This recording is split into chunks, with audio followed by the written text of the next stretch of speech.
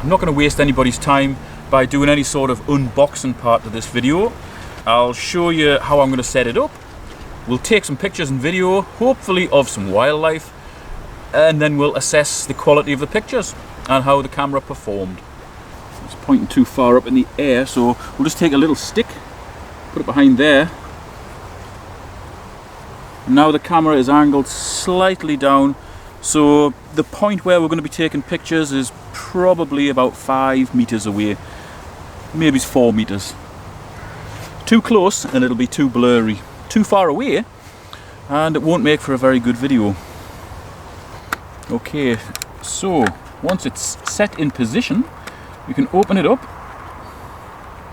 go from off to set up, just to check that the batteries are okay. It comes on. We've just set the menu up so we know that it is set to our preferences. So then we can go from setup to on. The light at the front flashes to let us know that it is primed and ready to take pictures and video. And we're good to go. And remember, if you're setting this somewhere where people would have access to that particular piece of land, you want to hide it, you want to disguise it. A lot of people do nick them, so hide them well if it isn't on your own property. Okay, so I've had the camera set in numerous locations over the last week or two. I've got a lot of footage, I've edited it down to some reasonable shots, which I'll show you in a second. That's it set there, trying to get the kingfisher. I really wanted to try and get a video or at least some pictures of the kingfisher. Haven't managed that yet. If I do manage that, you'll see that on my YouTube channel, which is called 1000 Yard Stare.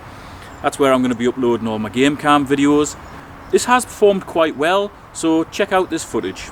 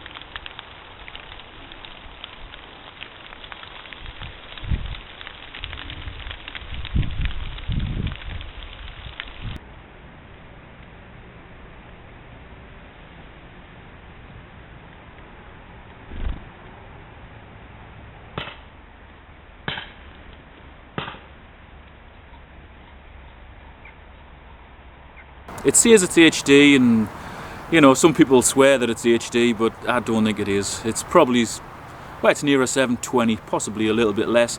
That's still okay, you can still identify the animal. You'll see from the shots before that some of the colours are nice and vibrant. It works well at night. The detection range is good. The battery life is actually excellent.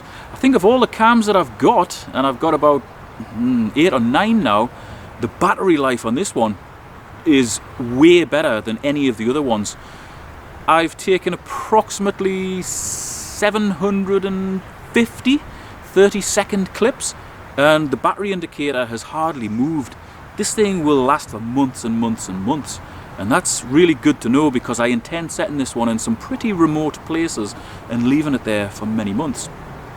Picture quality is good. In fact, it's probably better than the majority of the different cameras that I've got. Most of the cameras I've got are 12MP or even 14MP. I think I've got 2 or 3 16MP ones, and this one certainly, it's up there, you know. So picture quality good, Video quality, okay, not outstanding. Battery life is awesome. Setup is really easy. It's lashed down, it's been snowing, it's been frosty whilst I've had this one out, and it still works fine. So it is waterproof. Obviously if it's waterproof, it's dustproof as well.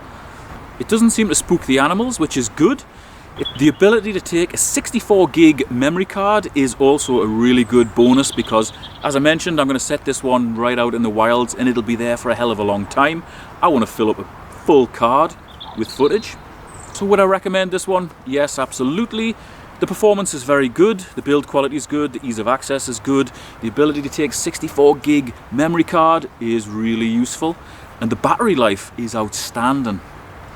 Ultimately, if you're going to use cameras a lot, if the battery lasts twice or 3 times as long as it will in a similar camera, effectively you're going to be saving money every time you use it. So I would give this one the YouTube thumbs up, the Amazon 5 stars, and I'll see you next time. Thanks for watching.